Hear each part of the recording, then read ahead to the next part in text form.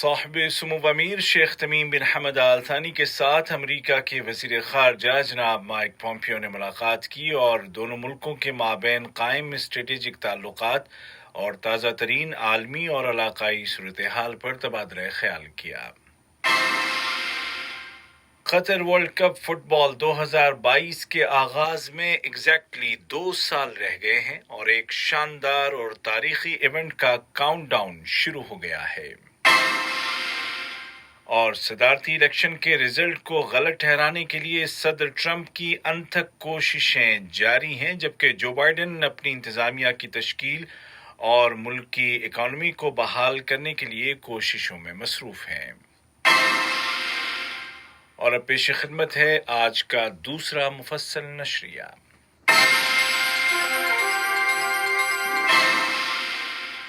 بسم اللہ الرحمن الرحیم۔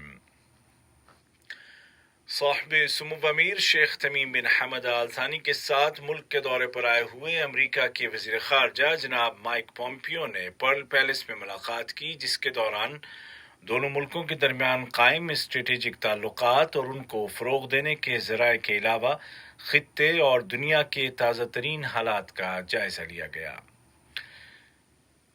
نائب وزیر اعظم و وزیر خارجہ شیخ محمد بن عبد الرحمن آل ثانی اور امریکی وزیر خارجہ جناب مائک پومپیو کے درمیان ملاقات ہوئی ہے، جس کے دوران دو طرفہ تعلقات، خلیجی بحران اور علاقے کے حالات بالخصوص لبنان اور عراق کی صورتحال پر بات چیت کی گئی۔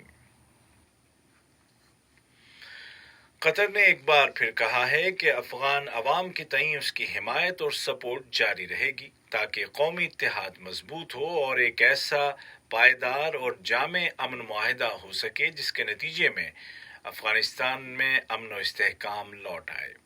ان خیالات کا اظہار نائب وزیر اعظم و وزیر خارجہ شیخ محمد بن عبد الرحمن آل ثانی نے سیکورٹی کونسل کے ایک اعلیٰ سطحی ورچوئل سیشن کے دوران کیا۔ اس جلسے کا عنوان تھا افغانستان میں امن کے عمل کی تقویت کے لیے سلامتی کونسل کیا کر سکتی ہے۔ ہیومن ٹریفکنگ کی روک تھام کی قومی کمیٹی نے سیشن کورٹ کے اس فیصلے کی تعریف کی ہے جس میں 2 پاکستانی نژاد افراد کے خلاف انسانی تجارت کے ایک مقدمے میں فیصلہ سنایا گیا ہے۔ اس فیصلے کو انصاف کی جیت قرار دیا گیا ہے۔ عدالت نے ان پاکستانی باشندوں کو 2 گھریلو ملازمین کے خلاف جرم کا مرتکب قرار دیا ہے۔ یہ جرم انسانی تجارت کی روک تھام کے لیے بنائے گئے قوانین کے زمرے میں آتا ہے۔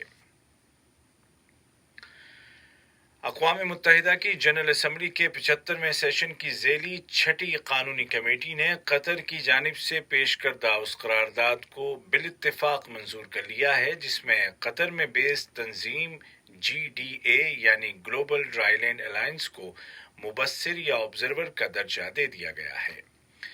اس قرارداد کو کمیٹی کی منظوری سے پہلے 49 ممالک تسلیم کر چکے تھے اور یہ اس کمیٹی میں پیش کی جانے والی کسی بھی قرارداد کے حق میں سب سے بڑی تعداد ہے، جس سے قطر کی کامیاب سفارتکاری اور اقوام متحدہ میں اس کی قدر و منزلت کا اندازہ ہوتا ہے۔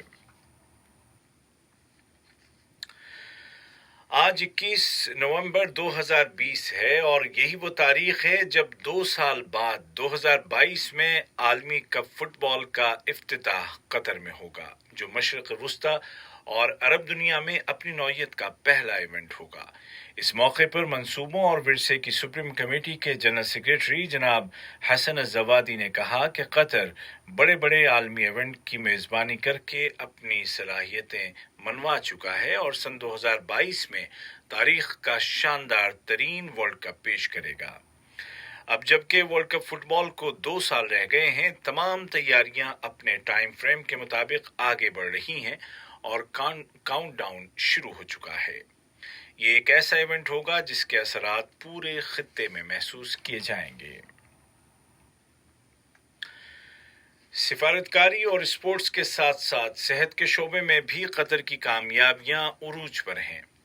وزارت صحت نے اعلان کیا ہے کہ کورونا کے مزید 186 کنفرمڈ پیشنٹس صحت یاب ہو گئے ہیں، جس کے بعد اس بیماری سے ریکور ہونے والوں کی تعداد 1,34,100 ہو گئی ہے۔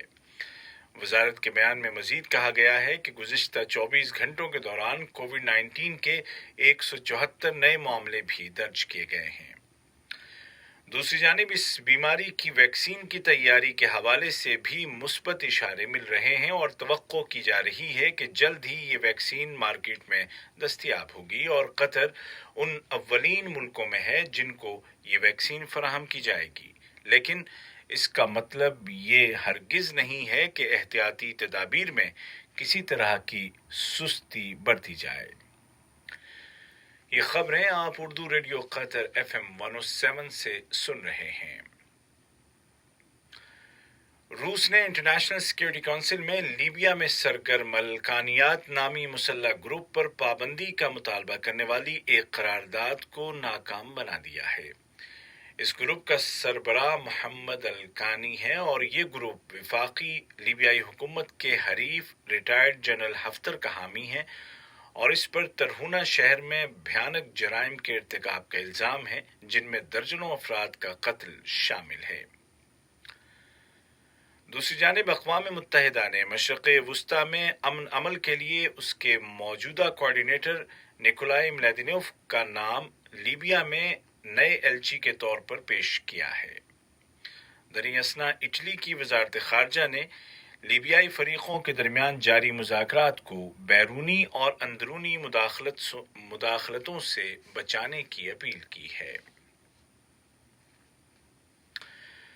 امریکہ کے صدارتی الیکشن میں ڈیموکریٹ امیدوار جو بائیڈن کی کامیابی کے اعلان کو آج 2 ہفتے مکمل ہو گئے ہیں، لیکن صدر ٹرمپ اب بھی انتخابی نتائج کو غلط ثابت کرنے کے لیے انتھک کوششیں کر رہے ہیں، البتہ انہیں اس ضمن میں ناکامیاں ہی مل رہی ہیں۔ صدر ٹرمپ کی پارٹی ریپبلکنز کے ان ممبران کی تعداد میں بھی اضافہ ہوتا جا رہا ہے جو صدر کے اعتراضات کو مسترد کر رہے ہیں۔ دوسری جانب نو منتخب صدر جو بائیڈن اپنی کابینہ کی تشکیل اور ملک کی اقتصادی صورتحال کو بہتر بنانے کے لیے کوششوں میں مصروف ہیں۔ آج کا دوسرا نشریہ ختم ہونے سے قبل اس وقت کی اہم سرخیاں ایک مرتبہ پھر سن لیجیے۔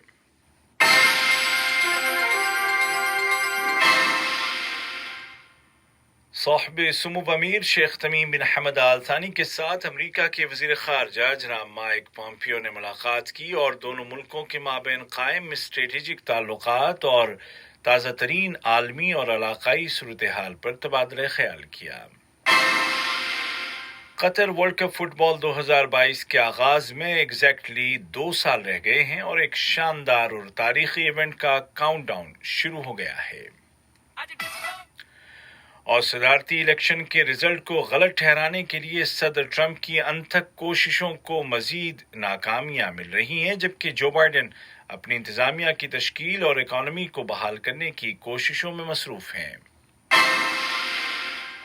اردو ریڈیو قطر FM 107 سے آج کا دوسرا اور آخری نشریہ اپنے اختتام کو پہنچا۔ ہمارا اگلا نیوز بلیٹن کل صبح ٹھیک 9 بجے پیش کیا جائے گا۔ آج کے اس بلیٹن کو آپ تک پہنچانے میں ہماری تکنیکی معاونت کی جاسم الحداد نے۔